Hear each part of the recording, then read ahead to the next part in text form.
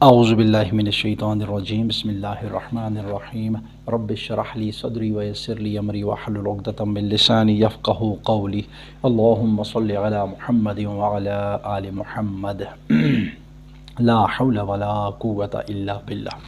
محترم ناظرین طلباء، السلام علیکم ورحمۃ اللہ وبرکاتہ۔ اچھا جی، کتب سبع کا مختصر تعارف ہمارا ٹاپک چل رہا تھا، ٹھیک ہے۔ اس میں ہم نے دیکھ لیا تھا اس کی تعریف کہ کتب سبع میں کون کون سی کتابیں آتی ہیں، اور اس میں ہم نے ایک کتاب کا جائزہ لیا تھا، مختصر تعارف اس کا دیکھا تھا، وہ تھا جی مسند احمد۔ تالیف اس کی دیکھ لی تھی، ان میں احادیث کی تعداد دیکھ لی تھی وغیرہ وغیرہ، خصوصیات ہم اس 4 خصوصیات دیکھ لی تھی۔ تو اسی میں آج ہمارے پاس دوسری کتاب آ رہی ہے۔ دوسری کتاب ہمارے پاس جی ہے، اس کا نام ہے جی صحیح بخاری، ٹھیک ہے۔ دوسری کتاب صحیح بخاری کے بارے میں آج ہم تھوڑا سا اس کا جائزہ لیں گے، اس کے بارے میں مختصر تعارف اس کا کریں گے، دیکھیں گے کہ یہ ہمارے پاس تالیف کس کی ہے اور اس میں کتنی احادیثیں وغیرہ وغیرہ، ٹھیک ہے جی، تاکہ مجھے اور آپ کو پتہ بھی چلے کہ یہ جو ہماری اتنی قیمتی ہماری کتابیں ہیں اور اس کے بارے میں مجھے اور آپ کو جاننا انتہائی ضروری ہے، ٹھیک ہے جی۔ اچھا جی، چلیں شروع کرتے ہیں، بسم اللہ کرتے ہیں۔ صحیح بخاری تالیف جو ہے جی صحیح بخاری کی، یعنی جنہوں نے اس کتاب کو مرتب کیا ان کا نام تھا جی، ان کا نام ہے جی ابو عبداللہ محمد بن اسماعیل البخاری۔ کیا نام تھا جی؟ ابو عبداللہ محمد بن اسماعیل البخاری۔ یہ جو صحیح بخاری ہم جو کہتے ہیں، امام بخاری یہ ان کا مکمل نام تھا۔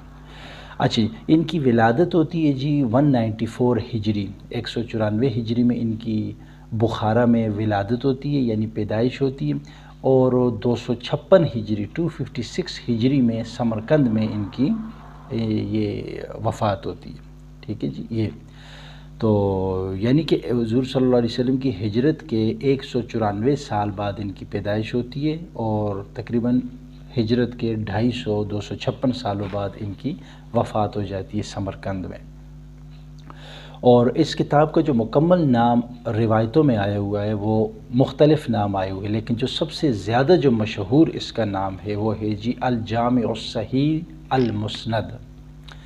ایک نام تو یہ آیا ہوا ہے، اور دوسرا جو نام آیا ہوا ہے وہ ہے الجامع المسند الصحیح، یعنی بخاری شریف کی یہ 2 نام آئے ہوئے، لیکن جو عام زبان میں جب اس کو ہم کہتے ہیں یا سنتے ہیں تو وہ صحیح بخاری، اس کو ہم جو ہے تو اس نام سے جانتے ہیں، صحیح بخاری۔ جب بخاری آ جائے صحیح بخاری تو مطلب کہ یہ ہمارے پاس وہ کتاب ہے، صحیح ترین کتاب۔ یہ اس میں آگے پوری ڈیٹیل ہم انشاءاللہ پڑھیں گے کہ اس کو صحیح بخاری کو قرآن کے بعد جو ہے تو وہ صحیح ترین کتاب کہا گیا ہے۔ جس طرح شروع میں جب میں انٹروڈکشن ان کا کروا رہا تھا تو میں نے ان 2 کتابوں کو صحاح ستہ سے الگ کر دیا تھا، ٹھیک ہے، کیونکہ اس میں صحیح بخاری میں اور صحیح مسلم میں تمام کی تمام احادیث بالکل ٹھیک ہیں، صحیح احادیث کے درجے پر ہیں، ٹھیک ہے جی۔ تو مکمل نام بھی ہو گیا، تالیف کس کی تھی وہ بھی ہم نے دیکھ لیا، مکمل نام بھی اس کا ہم نے دیکھ لیا، اور اب اس میں احادیث کی تعداد، بخاری شریف میں احادیث کی جو تعداد ہے موصول مرفوع روایات کی تعداد مرفوع۔ اب دیکھیں مرفوع کی ڈیفینیشن خیر ابھی تو ہم نے یہ کی نہیں ہے، یہ کریں گے انشاءاللہ اس پہ بھی سیشن کہ مرفوع حدیث کون سی ہوتی ہے، مرسل، یہ ساری انشاءاللہ اس پہ یہ ختم ہو جائے اس کے بعد انشاءاللہ یہ ٹاپک ٹچ کروں گا۔ کہ بعض اوقات ہمارے پاس آتا ہے نا کہ ھذا حدیث حسن، ھذا حدیث ضعیف، ٹھیک ہے، اور بعض جگہ پہ ہم دیکھتے ہیں کہ یہ مرفوع روایت میں آیا ہوا ہے، موقوف روایت میں آیا ہوا ہے، آثار میں یہ چیز آئی ہوئی ہے، تو اس کو بھی انشاءاللہ سٹیپ بائی سٹیپ ہم ساری چیزیں کور کریں گے۔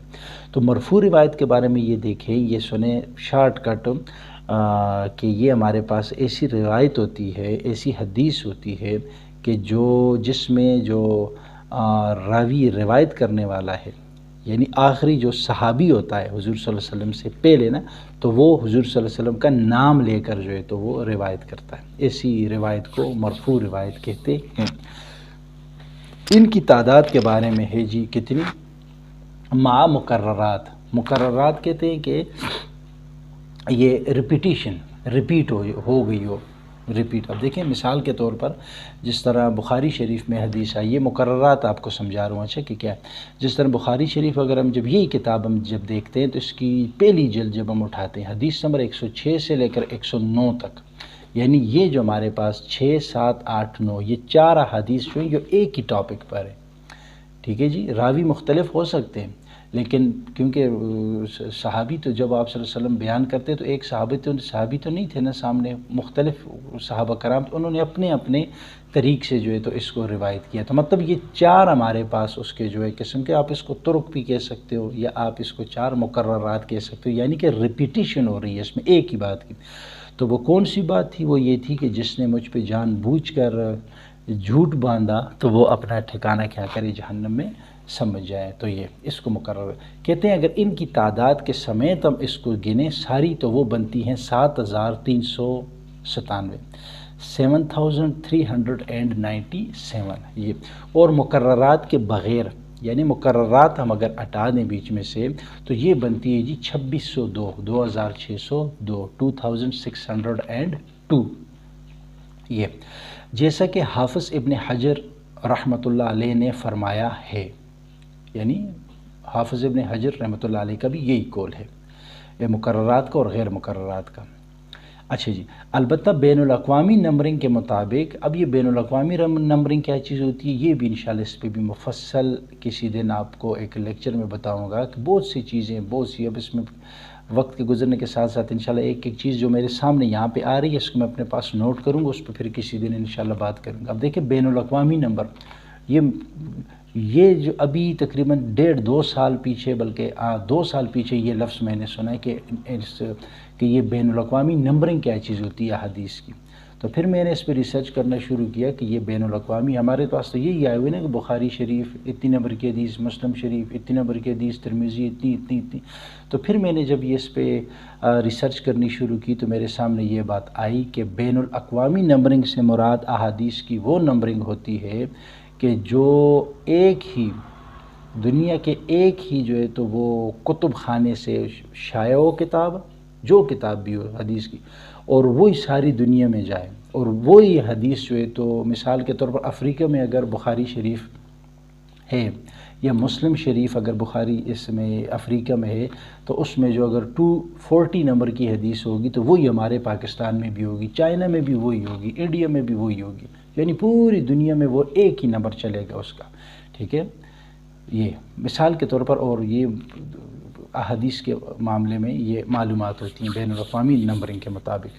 ٹھیک ہے، بین الاقوامی نمبرنگ کے مطابق کہہ رہا ہے جی مقررات سمیت 7563 ہے، 7563 یہ آگے جی.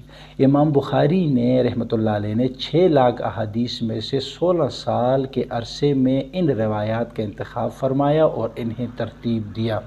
یعنی امام بخاری رحمۃ اللہ علیہ کو 16 سال لگے، اللہ پاک نے ان سے کام لینا تھا نا، تو 16 سال ان کو لگے اور 6 لاکھ احادیثیں ان کے سامنے آئیں، اور 6 لاکھ میں سے انہوں نے چھانٹی کرتے کرتے کرتے یہ تقریباً 7563 احادیث انہوں نے جو تو دی. اب دیکھیں کتنی 6 لاکھ میں سے کتنی اسکپ کر دی، تو لازمی بات ہے اس میں موضوع حدیث بھی ہوں گی.